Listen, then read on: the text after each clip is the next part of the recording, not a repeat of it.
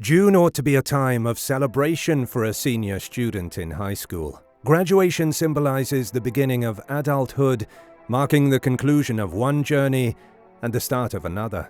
Graduation is a cause for celebration, with a large number of newly graduated students attending post-ceremony parties with their families and friends, ushering in what is hopefully a bright and prosperous future. In June 1992, high school graduates in Missouri were anticipating a summer filled with farewells and preparations for higher education or employment. However, that year's graduating class was overcome with anxiety and despair. One day after their ceremony, 2 girls from their class were reported missing, along with the mother of one of these girls. The investigation into the Springfield 3 has been a source of frustration for investigators for over 3 decades, leaving distraught family and friends with many unanswered questions about their fate. Join Bad Things as we immerse ourselves into the timeline, the theories, and what we think most likely happened to the Springfield 3.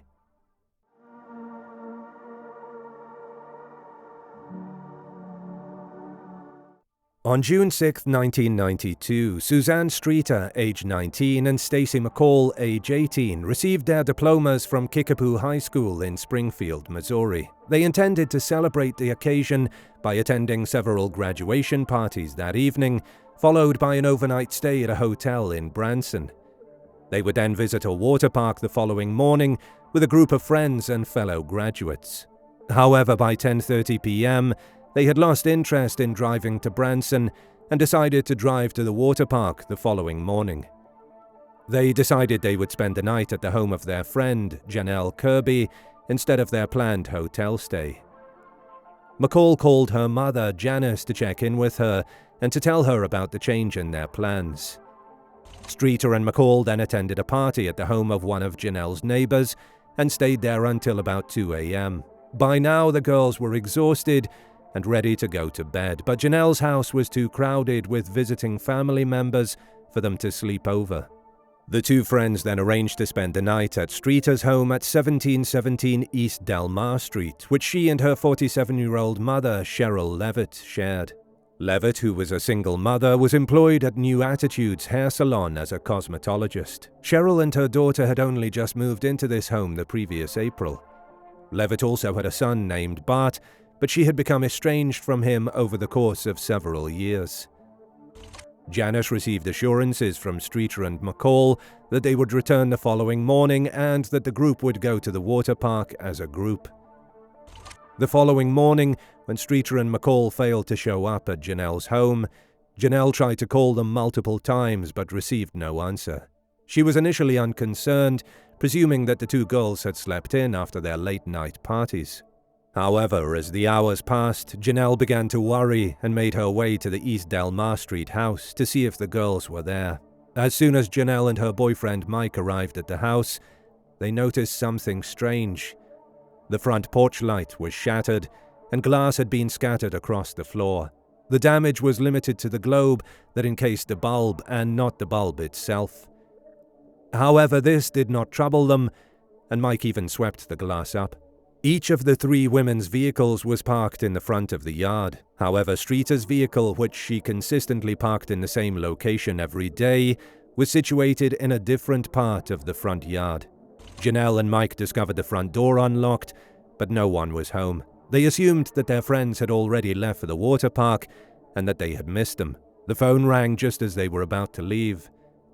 Janelle answered it and was greeted on the other end of the line by an unfamiliar male voice, spewing out crude remarks. She quickly hung up. Streeter had, it turned out, been the recipient of vulgar phone calls of late, which Janelle knew about, so she was not overly perturbed. After hanging up, Mike and Janelle left for their water park day. Following seeing no sign of Streeter and McCall at the water park, Janelle decided that it would be wise to return to Streeter's home to see where they were. But upon her and Mike's arrival, they discovered Janice McCall, Stacy's mother, who had also been looking for her daughter. While looking around the empty house, Janice noticed something strange. The purses of all 3 women were arranged in a line on the floor of Streeter's bedroom. Levitt's dog Cinnamon was inside the house and was distressed and anxious while running around the home. It seemed that nothing had been taken, and there were no indications that the door had been forced open. They discovered that a message had been left on the answering machine. Janelle recalled hearing the same male voice from the phone earlier, making vulgar remarks once more when she listened to it. Regrettably, she erased this message by mistake. This wasn't Janelle's only mistake, though. As they finally made a call to the authorities and waited for the police to arrive, Janelle made the controversial decision to clean the house, thereby potentially contaminating the crime scene. After a brief investigation, the 3 women were believed missing by the Springfield Police Department, and the FBI arrived a few days later to investigate. Law enforcement and local residents conducted numerous community-wide investigations during the first 2 weeks, including divers who inspected Lake Springfield and the James River in search of the bodies. During this period, more than 20,000 posters depicting the missing women were displayed around Springfield. Some of these posters are still displayed on business window fronts to this day. The case garnered significant media coverage, inspiring profiles on The Oprah Winfrey Show, 48 Hours, and America's Most Wanted.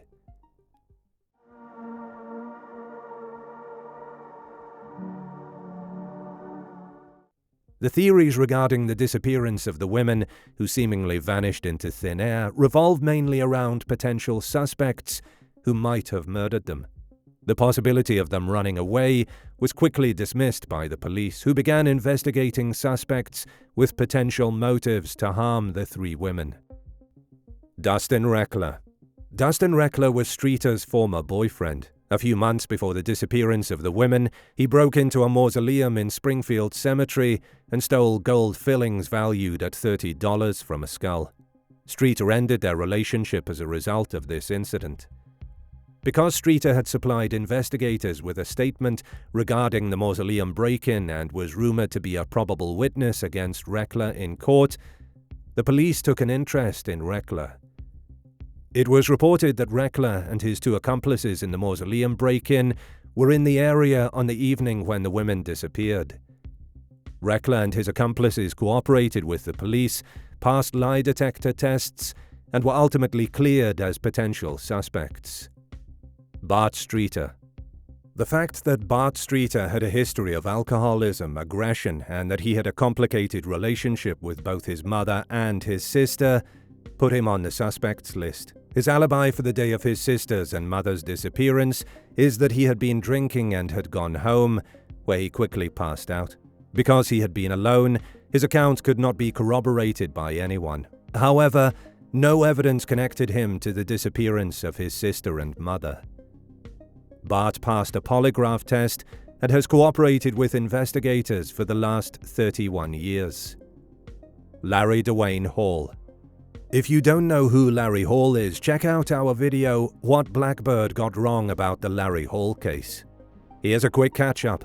Larry Hall is a murderer and a suspected serial killer from the United States. Hall, an American Revolution and Civil War enthusiast, is said to have kidnapped, assaulted, tortured, and murdered multiple girls and women while performing historical reenactments throughout the Midwest. In November 1993, following the discovery of the remains of a 15-year-old girl, Hall was arrested by the police and found guilty of her kidnapping. He eventually admitted to that and another murder, but later recanted his statements regarding both offenses. Hall has confessed and recanted to over 35 murders since his arrest. Law enforcement officials suspect that he may have been behind the disappearances and murders of 40 to 50 young women, a number that would rank him among the most prolific serial killers in the history of the United States. Larry Hall is often mentioned in this case. There is one source that contends Larry once admitted to stalking and slaying the Springfield 3, but no added sources have been made public to corroborate this claim. Larry has a documented record of invading women's homes to abduct them, and Springfield was undoubtedly within his range of operations. Furthermore, Streeter and McCall appear to be his type of victim, as they both possessed certain physical attributes he actively pursued. Furthermore, Larry was the owner of a Dodge van that corresponded to a description given by eyewitnesses in the Springfield 3 case. A local woman reported seeing a green Dodge van driven by a young woman who resembled Streeter shortly after the three women vanished. The woman said that the Streeter lookalike appeared terrified. The woman claimed to have overheard a male accompanying this girl say, "Don't do anything stupid."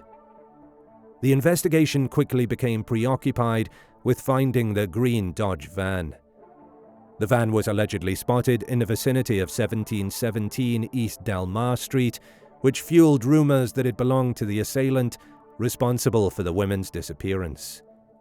If the report of the van sighting was accurate and is connected to the disappearance of the Springfield 3, Larry Hall would be the most prominent suspect in this investigation.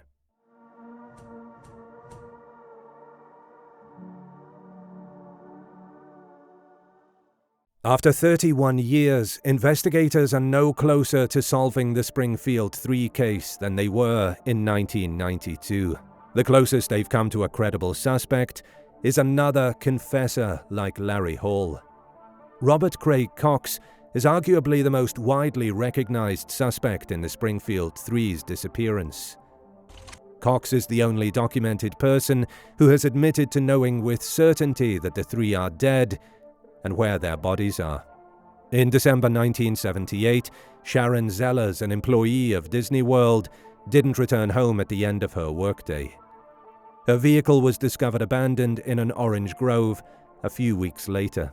The following day, Zellers' corpse was discovered completely submerged in a sewage lift station close to the grove. Due to the severe decomposition of Zellers' body, her identification was made possible through dental records. According to the coroner's report, Zeller succumbed to blunt force trauma, with 14 blows to the head being the cause of death. Most alarmingly, the coroner's findings showed that she had possibly survived for 20 to 30 minutes after this heinous assault. The police didn't have to search too long before they found 19-year-old Cox, who was vacationing in the area at the time with his family. Unfortunately, the evidence against Cox was limited, and legal action against him would not be initiated for years. On the evening that Zellers vanished, Cox staggered into the hotel room where his family was staying in Orlando. He was bleeding heavily, on the edge of passing out, and he was missing the tip of his tongue. Later, he reported to police that a big black man assaulted him during an altercation at the nearby Skate World skate building, causing him to bite his tongue and sever it. He reported to the police that he was involved in a fight with 4 black men and 4 white men. He claimed that he got in his car after the fight, drove around aimlessly, and became disoriented before returning to Skate World, where a stranger offered him a ride back to the motel. Despite this, Cox's vehicle had no sign of blood, contrary to what one might expect from someone who was bleeding so heavily.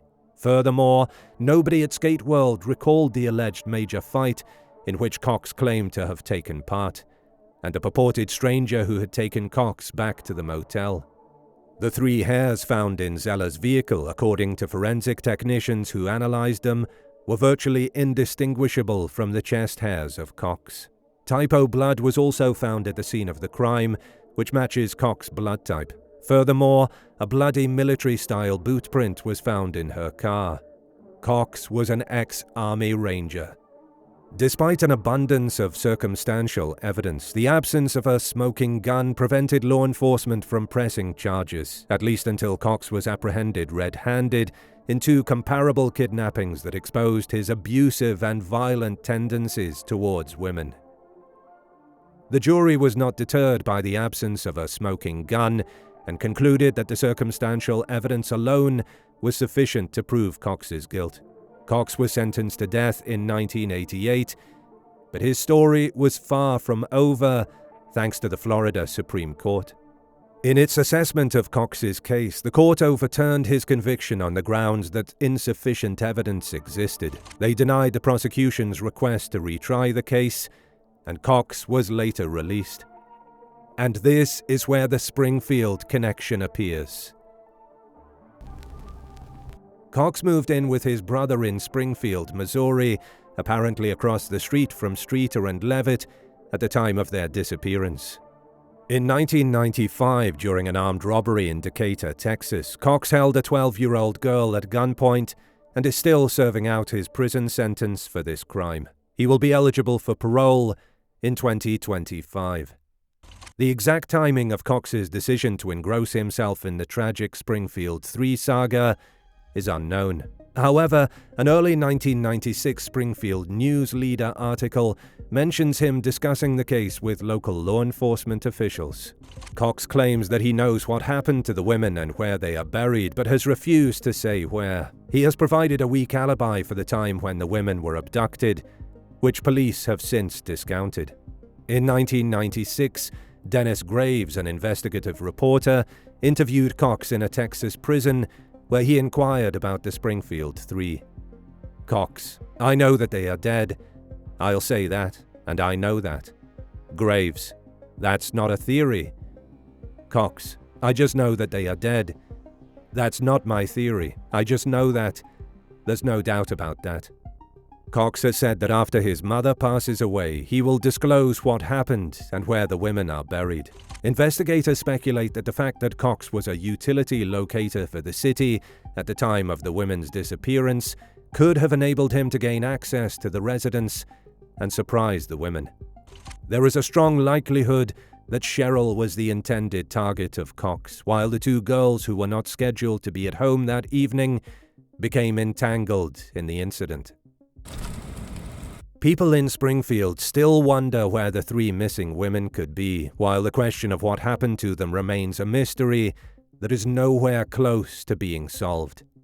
They were wonderful people, fun people, just normal people, said Stephanie Appleby, a friend of Stacy and Susie, in 2017. We all carry them with us in our hearts and still pray that they come home and that we get some sort of closure. However, Janice McCall vows never to give up, believing her daughter could still be alive. Until I know 100% that Stacy is deceased, I will never declare her dead, she said. They're going to have to find some remains somewhere before I call her legally dead. It's not for any other reason that if I do and she's not dead, think of how mad she'd be when she gets back. If you love our content and want to support the channel, feel free to check our web shop where you can find exclusive true crime merch brought to you by Bad Things.